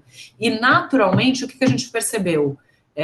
No estado de São Paulo, até contando algo interessante, no estado de São Paulo, a primeira decisão de diretoria falava do estado, né, ele não trazia ali regiões administrativas do estado. Então, a CETESB, né, isso, é o órgão ambiental paulista.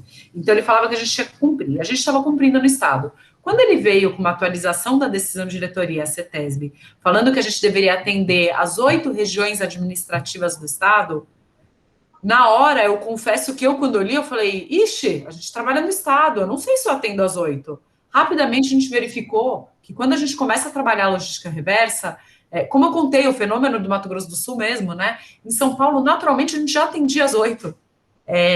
Por quê? Porque esses operadores, eles vão crescendo, expandindo ali nas regiões, tá? A gente começa a identificar de diversas regiões esses operadores, e a mesma coisa aconteceu no Mato Grosso do Sul. Então, quando perguntam até, a gente já viu algumas palestras, até posso compartilhar com vocês, mas tem até um material de apresentação do Mato Grosso do Sul que eu pedi, né, para o Dr. Lubê, para compartilhar com a gente, que é o promotor público lá. E aí ele fala assim que quando ele cobrou isso do Estado, como era o mapa antes, tudo centralizado ali em Campo Grande, né? E como ficou depois do decreto. Então ele mostra o mapa do Estado ali, atendendo praticamente todo o Estado ali, todo o interior também, já mostrando ali que estava fazendo, gerando capacidade ali, mostrando que já estava fazendo logística reversa, né, reciclagem. Então, isso acaba acontecendo um pouco naturalmente. Obrigada, Jéssica. O Ricardo, só desculpa, que o Ricardo abriu o microfone enquanto eu estava falando, eu não sei se ele queria falar alguma coisa, desculpa. Não, você complementou. Você já falou, na verdade, porque normalmente a legislação do Estado, inclusive na legislação federal, ele trata das embalagens colocadas no mercado do Estado e não da região específica. Por isso que a gente trabalha normalmente com o Estado, né? Mas a Jéssica já explicou isso já com detalhes. Ricardo, aproveitando que você entrou aí, né, já que você apareceu... Boa. Eu estou aqui, tá? Tá bom, não. Mas era poder, assim, olhando para a nossa realidade, a gente fica tentando ver as instituições, né, a própria órgão ambiental, o Tribunal de Contas, que nós temos um trabalho, a universidade também tem um trabalho com o Tribunal de Contas, fizemos um convênio e agora também continuando. Tem o próprio Ministério Público, que no caso do nosso estado está tendo assim uma visão assim muito proativa, né? Além de estar dentro do planejamento estratégico deles, a questão da disposição adequada dos resíduos. O Dr. Carlos é uma pessoa muito proativa e está, né, trabalhando nesse sentido, muito em contato aí com o Mato Grosso do Sul.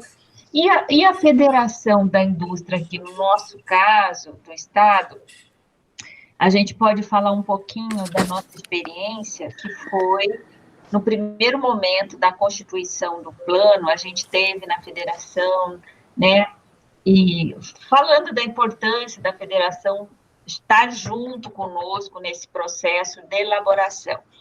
A gente, embora muito aberto de querer participar, mas a gente pode dizer assim que a gente não teve uma efetividade nesse processo de construção, né? E agora, o que você falaria para a gente para poder animar a federação aqui? O que seria uma isca boa para poder incentivá-los, né? Na verdade, estão abertos, mas a gente não somou, entendeu? Estão abertos, mas a gente não conseguiu, assim, deles entrarem de cabeça na elaboração do plano. Então, vamos lá, né? Eu vou ser muito claro e muito objetivo com vocês. A Jéssica já até comentou alguma coisa nesse sentido. Enquanto não tem fiscalização e não tem legislação, dificilmente você consegue envolver todas as partes. Eu não estou falando só a indústria. Não adianta. É muito complicado mesmo que você tenha legislação e não tenha fiscalização, também não funciona.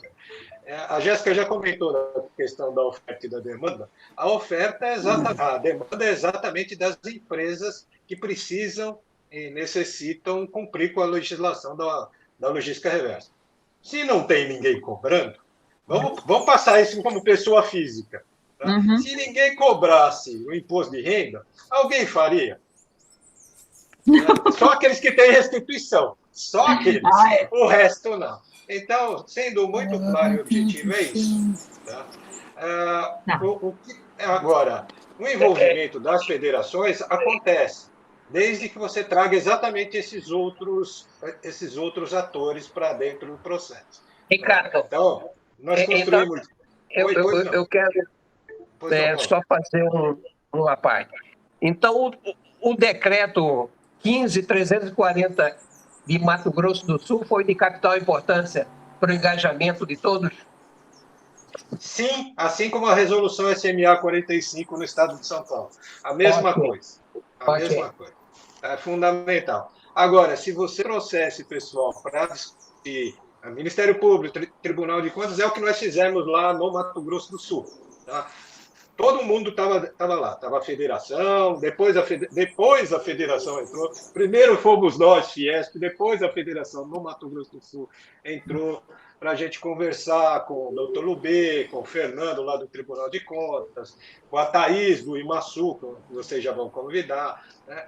E acabou se envolvendo. Eles vieram, antes até do decreto. Agora, quando efetivou o decreto e a resolução, aí sim o negócio funcionou. Mas lá teve uma participação muito forte do Ministério Público. Tá? Sim. Inclusive cobrando o órgão ambiental.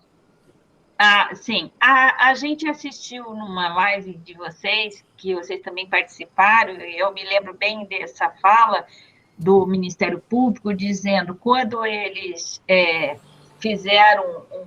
ajuizaram, né, os termos de... como que a gente chama? Qual que é a figura? Eles fizeram o chamamento para as empresas e aquelas que não vieram, eles fizeram... foi inquérito civil, ações civis públicas. Exatamente, surgiu isso. E aí ele apresenta os números. Mas depois, parece que 1.000 e poucas empresas que o Ministério Público tinha conseguido nessa ação. Mas depois ele mostra... a atuação com o decreto, como que isso realmente mudou e deu um salto quantitativo muito grande, né? Então, assim, deu para ver que tudo tem um limite, né?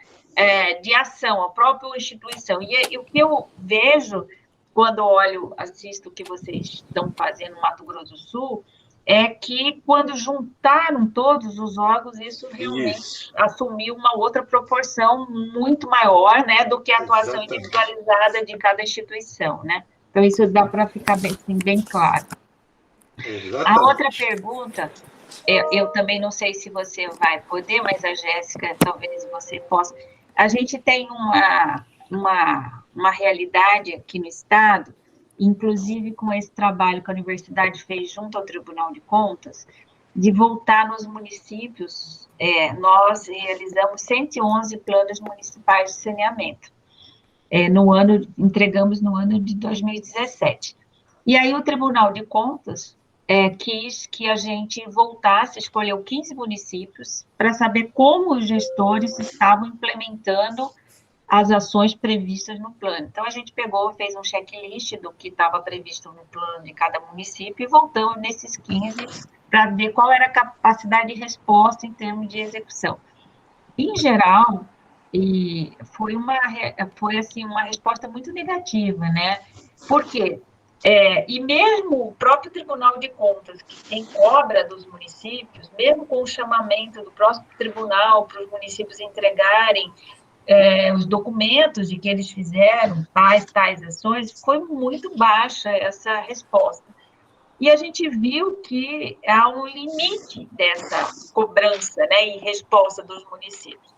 Conversando com o Mato Grosso do Sul, na semana passada, na sexta-feira, com o pessoal lá, eles falaram do ICMS ecológico, né, como que isso mudou a resposta e o interesse dos municípios, porque um dos critérios que eles têm que atender para receber parte do ICMS é a questão de terem a disposição adequada, a introdução da coleta seletiva, né? Então, isso pontua para que eles recebem. Então, a gente ficou assim animado, né? Porque é uma forma, é uma isca que também pode nos ajudar a trazer os gestores, porque nós que viajamos e tivemos em cada município, a gente vê a dificuldade dos gestores de responder a isso. Parte disso, parte dessa capacidade de resposta ocorre devido à baixa viabilidade que os municípios têm. Grande parte dos nossos municípios, eles não têm viabilidade econômica financeira, eles simplesmente vivem de repasses, ou da educação ou da saúde. Então, isso falando do saneamento dos 4 eixos, né? Uma baixa capacidade de investimento no setor. No nosso estudo dos 111, né, Paulo, só 14, quando fazia o que era a receita do município, 14 municípios tinham condições de investir no eixo do saneamento, nos 4 eixos. Então, a gente tem um problema. Um outro problema que a gente tem é a dificuldade de recursos humanos, né? Com quem você fala, até para você conseguir os dados, né? Até para preencher os sinis e tal. Então, a gente tem também isso muito caracterizado, né? Então, esse é um problema. E a gente tem isso muito claro.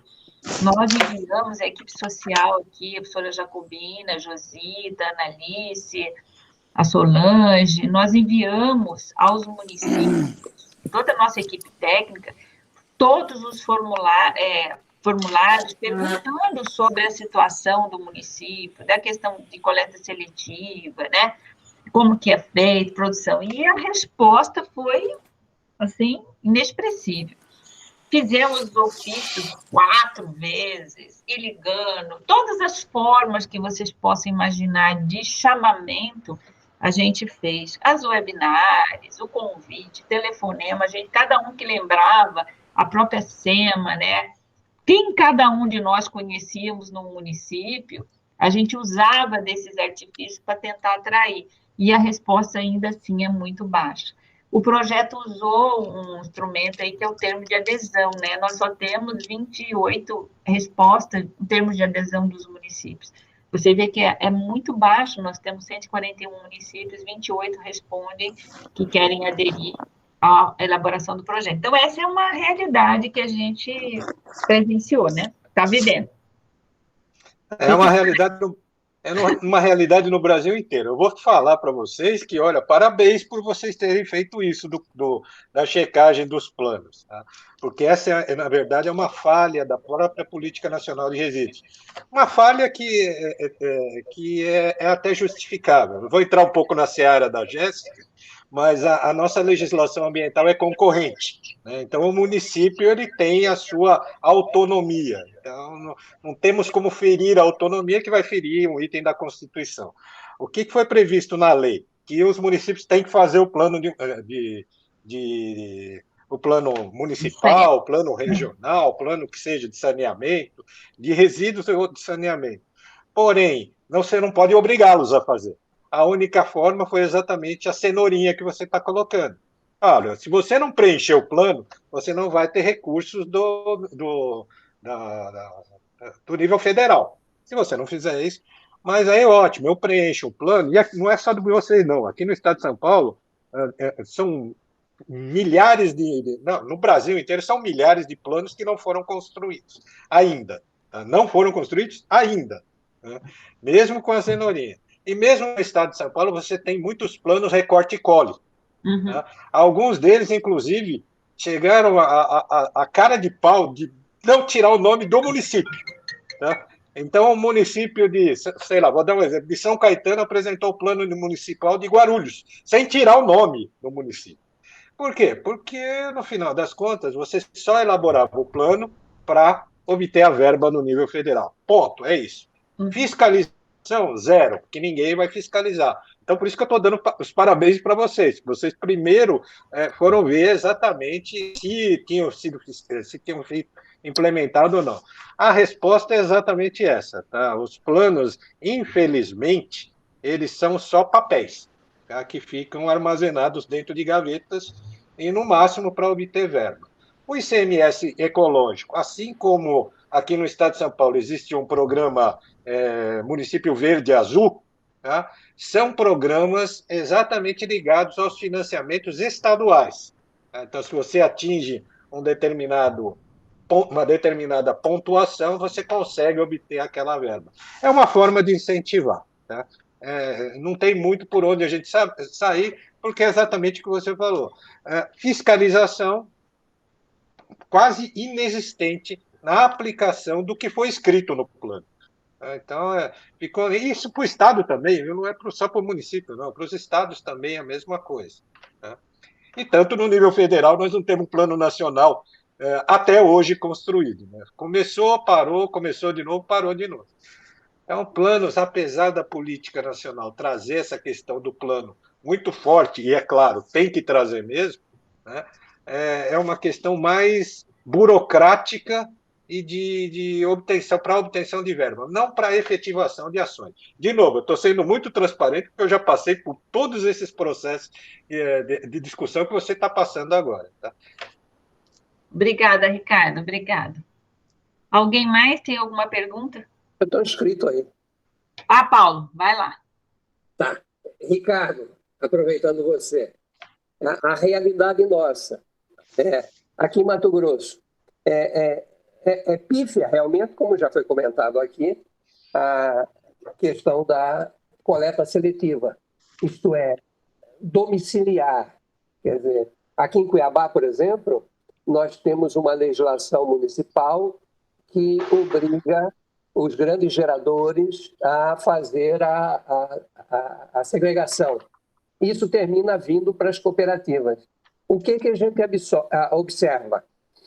Que as cooperativas, 90% ou mais por cento da massa de resíduos que eles comercializam vem dos grandes geradores. Né? E eles não fazem a coleta seletiva. E a coleta seletiva é um filão extremamente interessante. Só na região metropolitana, se nós formos levar em conta a caracterização dos resíduos, poderia propiciar algo como 300 toneladas dias de material reciclável. Isso teoricamente. Né? E não se faz. E não se faz. E eu quero saber de vocês, aí vem a minha pergunta, o que é que vocês notaram isso em São Paulo, em Mato Grosso do Sul, pós a implementação da logística reversa? Houve um avanço na coleta seletiva do resíduo domiciliar? Paulo, teve naqueles municípios que são operados por empresas concessionárias. Tá? Teve um incremento, sim, principalmente nessas que têm contratos com empresas que têm, no final das contas, dentro dos seus contratos, previsão de receitas acessórias. Por quê? Deixa eu te explicar mais especificamente. Quando uma prefeitura contrata um terceiro para fazer os serviços de coleta, nesse contrato, seja ele por qualquer tipo de concessão, permissão, ou por meio da Lei 8666, há uma previsão das receitas acessórias. Se não há, deveria ter. Tá? Porque há uma previsão de que aquela prefeitura ou aquela concessionária vá fazer esse tipo de coleta, triagem, separação e venda do material. A venda do material, a receita da venda do material, vai para quem? Vai para a empresa contratada ou para a prefeitura? Então, por isso que no contrato isso tem que estar bem claro. As empresas, várias empresas aqui no estado de São Paulo, elas já têm exatamente essa descrição. Então, aquelas empresas que têm na previsão, no contrato, essas receitas acessórias, é muito interessante para elas aumentar a quantidade de material reciclado. Por quê? Porque aquilo que eu já tinha comentado, ela vai ter uma receita inicial da venda do material. A segunda é a receita acessória, no caso aí de estar dentro do nosso sistema, no certificado. E a terceira é evitar levar esse material, transportar esse material até um aterro, até uma destinação final. Então, eu ganho 3 vezes. Então, por isso que eles se interessaram muito e por isso que eles estão participando. E, com isso, nós temos, sim, um aumento da quantidade, não da coleta seletiva especificamente, mas da quantidade de material retornado para o ciclo produtivo. Porém, e principalmente nas empresas de grande porte aqui no estado de São Paulo, onde você tem máquinas gigantescas que já fazem essa triagem. Tá? Eu não precisaria nem da coleta seletiva, os equipamentos já fazem essa triagem. Tá? São equipamentos gigantescos. Tá? É claro, tem cooperativa que trabalha dentro dessas grandes centrais aqui. Depois, se vocês tiverem curiosidade, eu passo os contatos dessas centrais para vocês conhecerem. Mas Ricardo, aí sim você tem um incremento. Por investimento. Ricardo, pois não, falou. Eu levo os meus alunos, passo uma semana comigo em São Paulo só para conhecer todo esse processo, viu? Então, perfeito. Então, você já viu. A gente conhece todo esse processo, inclusive os aterros sanitários, o sistema de valorização, essas coisas todas. Ótimo. Infelizmente, nesta fase aqui, houve um start. Mas a minha preocupação é exatamente essa. Por quê? Se eu coloco um sistema que foge da coleta seletiva, a minha eficiência vai ser muito baixa. Então, Paulo, eu vou te falar. Isso em todas as instalações lá de São Paulo. Quer dizer, a recuperação do reciclável é muito baixa. Eu sei. Quase 50% é descartada como rejeito. Exatamente. Eu sei disso. Mas, objetivamente, coleta seletiva é muito cara, né, para se implementar. Os municípios, malemar, conseguem se sustentar na coleta regular. A coleta seletiva é muito cara. Então, uma das alternativas para não enviar para aterro e, melhor ainda, para lixão, é a implementação desses equipamentos. E aí, esse rejeito que está sendo produzido, Paulo, está indo para outro tipo de tratamento, que é a recuperação energética, que é um outro ponto que pode ser trabalhado também. Se você também, no estado de Pernambuco, a Jéssica também pode comentar, tem um desses equipamentos está fora do eixo lá sul-sudeste, né? Tá em Pernambuco implementado com operação normal, produzindo materiais recicláveis para reciclagem mecânica e produzindo o que a gente chama de CDRU, né? Para recuperação energética. O problema, Ricardo, aqui no estado, cerca de 70% dos municípios tem menos de 20 mil habitantes. E as distâncias são muito grandes, certo? Então, um arranjamento aqui mecanizado, nós já temos, inclusive, experiência, aliás, o país tem experiência nisso, seria difícil. Por isso que a gente foca na questão da coleta seletiva, naquele modelo para dar uma maior sustentabilidade, usando os próprios catadores. E como aditivo, vindo os grandes geradores, vindo a receita acessória. Né? Porque nós temos algumas experiências no Brasil. Começar, né?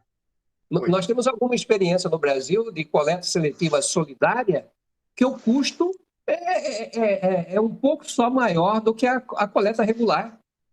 É lá em Florianópolis, né? Basicamente. Florianópolis tem. Então, mas tem eu acho que tem que começar, Paulo. No final das contas, tem que começar. Vocês têm um bom levantamento de dados aí no estado, pelo que eu entendi. Sim, mas a minha pergunta era essa. Como avançou, por exemplo, em Mato Grosso do Sul? Então, aí no Mato Grosso do Sul é exatamente o sistema mais de coleta tradicional, mas sem a implementação efetiva ou um incremento gigantesco da coleta seletiva. Assim. Eu entendo você e concordo com você. Se tivesse coleta seletiva, nós teríamos uma melhor qualidade de material, preço maior na comercialização, mas é uma perspectiva do governo municipal. Né? Então, é complicadíssimo a gente, sem ferir a autonomia dele, né, exigir a que a coleta esteja implementada, mesmo estando na lei de resíduos como uma obrigação do município. Eu entendo o que você está falando, mas politicamente é muito complicado da gente trabalhar pela experiência que a gente já tem acumulada aí. Então, a gente tenta trabalhar nas outras formas de incentivos que foram até comentados aí anteriormente. Entendi. Obrigado.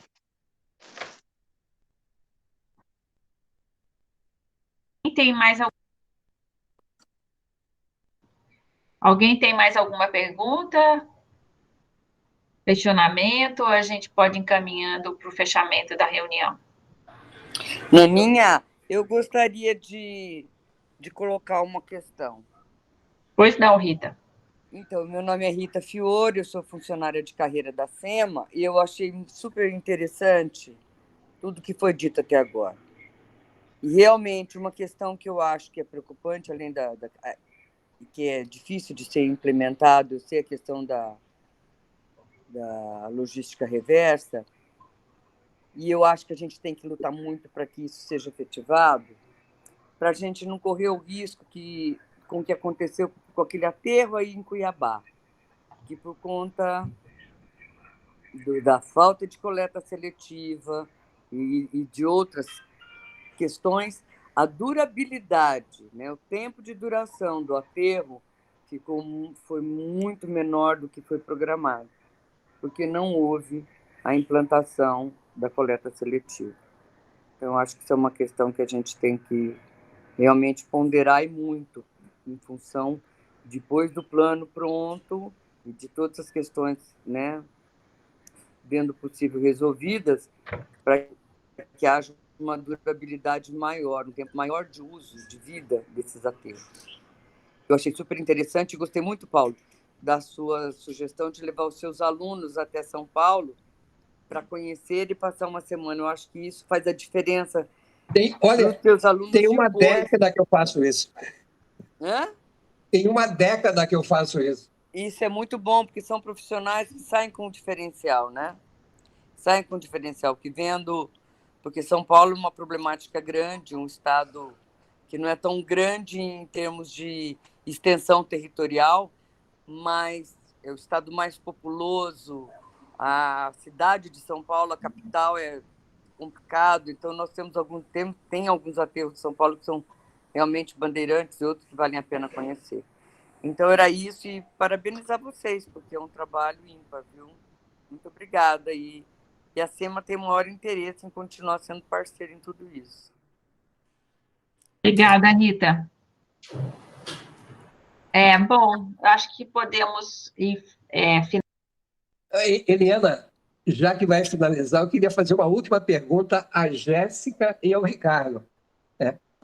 Com a experiência de vocês, com o conhecimento dessas fragilidades que vocês encontram, conheceram em São Paulo, agora Mato Grosso do Sul, alguma coisa talvez mais próxima de nós, vocês não pensam em avançar do ponto de vista de suporte em relação ao poder municipal, às prefeituras? Tem uma discussão em relação a isso? No projeto de vocês? Você quer falar primeiro, Jéssica? Ladies first. Pode começar aí, Ricardo. Sei que você gosta de então você passou para mim. Bom, vamos lá. Paulo, a gente tem até tentado trabalhar com algumas prefeituras, só que nós temos, de novo, problemas complicados. Tá? E não são problemas operacionais, são problemas políticos. Tá? Eu já tentei, como eu falei para vocês, eu sou muito antigo nessa área, mas eu firmei um termo de cooperação entre a Fiesp, o Dr. Paulo Scarpa, e o prefeito da época, que era o Gilberto Kassab. Tá? Qual era o termo de cooperação? Todos os materiais produzidos pela Prefeitura de São Paulo seriam captados pelas associações e sindicatos do setor industrial. Tá? Todos. Independente se tinha rejeito, se não tinha. Tudo as empresas dos setores de alimentos, bebidas, etc., captariam esse material. O projeto foi para frente? Não foi. A cada 2 ou 3 semanas, mudava o secretário de obras ou o secretário de não sei o que, ou o secretário de não sei o que lá. Tá? Então, nós tivemos experiências muito negativas com todos os prefeitos por conta da falta de estabilidade política e operacional. Por isso que nós optamos por trabalhar com os governos estaduais. Tá? Que dá mais segurança? Dá um pouco mais de segurança. Haja visto do estado de São Paulo, teve uma época que a gente falava que a Secretaria de Meio Ambiente tinha uma cadeira ejetável, porque a cada 2, 3 meses tinha um secretário diferente. Né?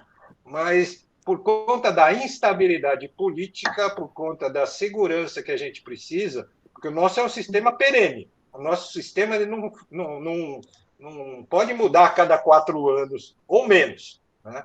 Por isso que a gente tenta minimizar o trabalho com as prefeituras. Não que a gente não trabalhe, mas a gente minimiza sim, Paulo, por conta, e é muito complicado. Além do mais, temos os números, né? São 5.000, quase 5.600 municípios. Né? Firmar parceria com todos seria totalmente inviável do ponto de vista prático e operacional. A Jéssica tem 80 funcionários, a gente ia ter que botar aí para mais de 8.000 funcionários só para gerenciar as operações do jeito que a gente quer, né? Do jeito que a gente quer, com qualidade, com rastreabilidade e tudo mais. Obrigada, Ricardo.